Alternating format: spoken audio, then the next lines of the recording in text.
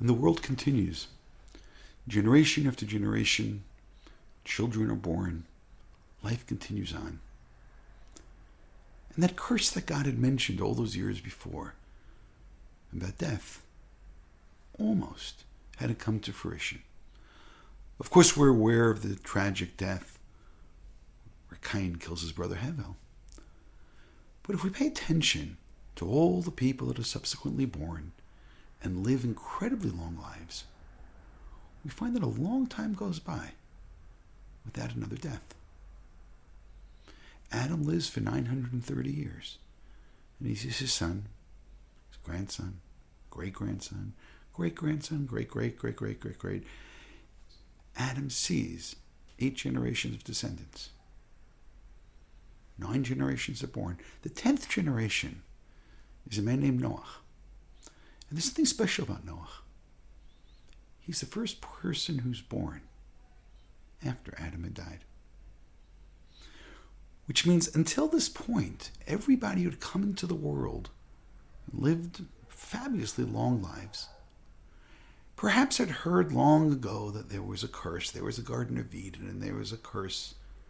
But as time goes by, who really believed it? It wasn't a part of reality.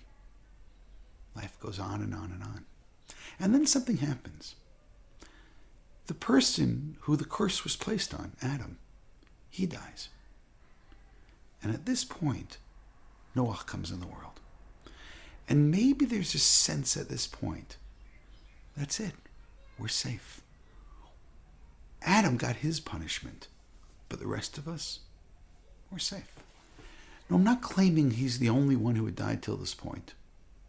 We'll notice by the birth of Noah, there was another person who strangely disappears, a man named Hanoch, who actually seems to be the first person who died naturally. But he was young and he was different and maybe he was righteous and God took him, and perhaps God took him because he was too good to be with everyone else. But as far as all the other people go, life goes on and on and on and on. And what message do people then receive? The message would seem to be, you're going to live very long, maybe impossibly long, or maybe you'll even live forever. Which means the motivation to behave because of the fear of death doesn't seem to exist. One of the interesting teachings that we find is Rabbi Meir says, when it says Tov Ma'od, God sees that everything is very good. He wrote at the margin of his page, Tov Mavet, death is what's good. And for us, it's one of the fears that we live with, the fear of death. What would make Rabbi Meir say that it was good? Perhaps the knowledge that there is an end helps people accomplish things while they're still alive.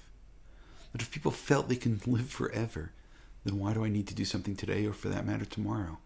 I can push it off almost for an impossible amount of time. But now with the death of Adam, they may have felt the opposite.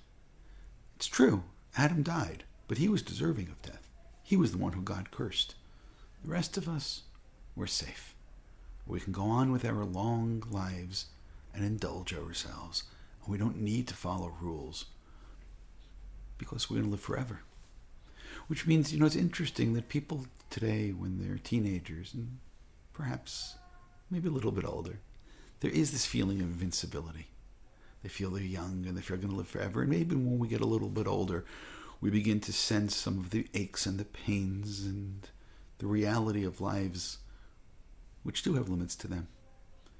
Maybe when somebody lives 7, 8, 900 years, as we see by the early chapters of Parashat, maybe these people were like teenagers when they were hundreds of years old. Maybe they felt invincible. Maybe they felt invincible even as the years go by. And maybe they feel that rules don't apply to them and there are no rules. And that is the world that Noah enters into.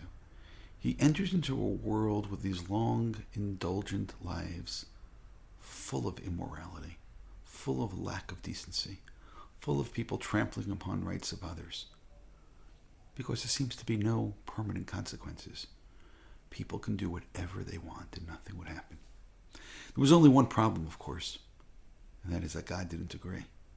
And as much as the people look of Noah being a hope, a new world, maybe a world without death, Noah actually enters into the world, and death spreads all over. And this whole generation and all of these people disappear. And God decides we're going to start all over again.